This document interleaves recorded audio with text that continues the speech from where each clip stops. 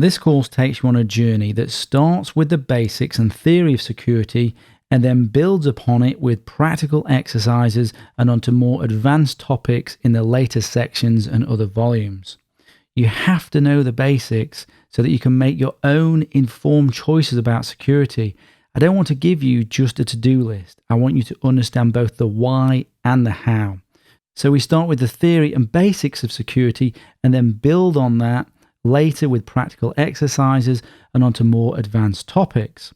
But before we start on the theory and basics, I want to give you a super easy, quick security win that you can set up right now. A small practical exercise before we dig into the theory. So you have an immediate security capability to detect malware and hackers that you can set up in about 10 minutes and you don't even have to install anything. This way, if you forget to do the rest of the course, at least you'll have got some security capability out of it. So here goes. Wouldn't it be cool if we could set up security tripwires to tell us if someone or something was poking around in our files, on our laptop, on our phone, tablet, in our email and on our online accounts, basically everywhere? Wouldn't it be good if we could have some tripwires that alerted us when somebody was doing things that we don't want them to do? Well, we can set those things up. So let me show you how to set these security tripwires using a service called Canary Tokens that I have made available just for you guys on this course so you can have some quick and easy security wins. So if you make your way to www.stationx.net/canarytokens/, you can follow along with what I'm doing and create your own tokens at the same time. So here we have our little canary friend and his token. We see a rather obvious red button here, and this is what we need to click on to take us to the domain that will provide us with the tokens. So here we are. This is a domain here that will rotate, so don't worry about what that is at the moment. So here we are. This is the main thing that you need to interact with, and I'm going to show you 5 different ways of setting up traps. These traps are also called tokens or canary tokens. And we're going to keep it simple at the early stages of this course. So first thing we need to do is we need to put in an email address. Now this is the email address which you want to get sent alerts to. So this needs to be an email address that you monitor, i.e. it's like the email address that you have on your phone or something like that, so that you get notified immediately when there's a security problem. You don't want to set up a secondary email address that you never look at. That's pointless. It has to be an email address that you monitor. Even if you set up a new email address, as long as it's one that you monitor. So let me put one in here. So that's the email address I want to get sent alerts to. And then I need to put in here some sort of comment that lets me know which token, which trap has been triggered. So I'm going to put Word document in password folder on laptop. That's going to make more sense in a second. Ignore all this for now. Just have it on DNS and HTTPS and generate token. And if we go down here, the first one that I want you to look at is the MS Word token or trap. So what this has done is this has generated a unique Word document for you that we can download. So I'll give you a demo of it. So we'll download that now. And if you see this here, this is the Word document that we've just downloaded. Now if I click on that, and that's just opened up there, you can see a little timer's going on there in the background. Now you see there, we've been alerted. Now, anytime anyone opens this document, you're going to get alerted. It's a little trap. And this little trap should work on most operating systems, most versions of Word. But there's no 100% guarantee that it's going to work on every system and with every version of Word. So if it doesn't work for you, then try one of the other tokens that I'm going to show you in a second. So let me close that. Now I've created another example here. You can change the file name of this document, by the way, to anything that you like. Make it enticing for someone to click on. If I open this one a second, just open this fully. Now in this one, I put valuable and juicy information in it that a hacker or other type of threat would be interested in finding. PayPal, usernames and passwords, stock trading information, social media accounts, etc., etc.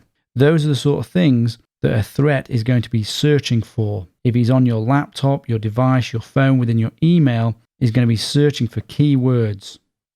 And if you want an idea of the sort of things that you want to put in these traps, then I've put some examples here. We can see personal information, financial information, file hosting accounts.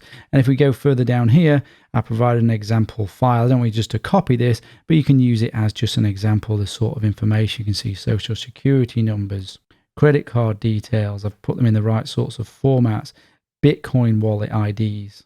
You get the idea. So we can imagine now a hacker was snooping around in an area that we've specifically put aside just for the hacker to find. And we've put in that Word document and he's now clicked on it. And this is the alert we get. So we know he's snooping around. And not only do we know he's snooping around, we know what he's doing because we've set up that comment there. And if we click here, we can look to see where he's come from. We can track him down. And this provides further information on how he triggered the alert. But what is important is that you react to the alert. And later on in the course, we're going to talk more about response and recovery strategies as you get through to the more advanced sections. And if we look at the second type of token that we can create or trap, a PDF. So we can download this PDF version and it works pretty much exactly the same as the Word document. We open this PDF document and we will get alerted that someone has opened it. And boom, there we go. Another alert, PDF trap. So I think you're getting the idea now. So you want to sprinkle as many of these tokens, these traps, throughout your laptop, your phone, your tablet, in your email, on your online accounts. So for example, you could put it in your Dropbox and maybe the staff at Dropbox are looking through your documents. They open the Word document, boom, you know someone's snooping in there. And as I say, they need to be interesting, enticing, and valuable. And you can get that sort of information from here. Now, let me show you another sneaky way of setting up a trap. Fake email of passwords number 1. Oh, by the way, if you put it on that one, you'll get more information in the alert about who the hacker was with this type of trap I'm about to set up now. So choose that one. So generate. And if we pop down here, we're going to go to web bugs and we're going to use 2 web bugs here.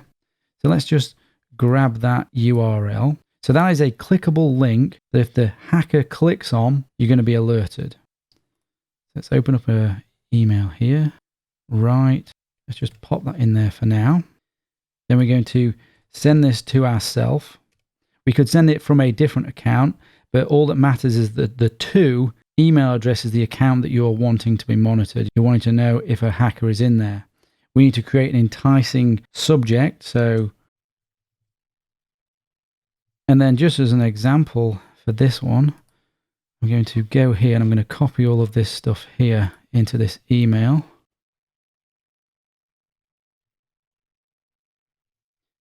Obviously, you're going to put your own sort of information in here and things related to you.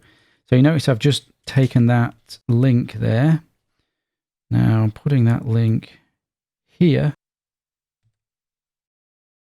I can actually change this to anything that I want. After this, here, I can change this to whatever I want. So I can put login, if I want, .html. And see what I'm doing is I'm creating an enticement here by private file store, backup of everything, username and password. So if the person opens this email and then clicks on this link, it will trigger the alert. But we're going to do something even more tricky here because we want to definitely catch this hacker. So within Thunderbird, there is a feature by which you can insert a link to an image. Now, we don't want to attach an image. We want to insert a link to an image. So if we go on insert an image and we unclick this, so we don't want it to attach, we go on there and then we can put image.gif. And you see, we're already alerted. That's how quick this service is. And we do not want to use any alternative text. Add that there. And you'll see, you can't see that image because that is a 1x1 pixel invisible GIF. And let me show you how this works. So we're going to send that to ourselves. So there we go. That's our little trap there. Now we can choose to open it, leave it as an open email, or we can leave it as an unopened email. But no matter what, if someone's in our email and they're searching for whatever it is that they want to be searching for, maybe they're interested in PayPal accounts, well, there we go. That comes up. They're searching for bank information, credit card information. That's going to come up. And all they need to do is just open it. You don't even need to click on a link. Boom. Caught them. You know they're poking around in there. But let's say that doesn't work for whatever reason. It should. Then there's still things like that to entice them. Click on that. Boom. Caught them again. Now, in order for us to have inserted that image, I went on this, insert image.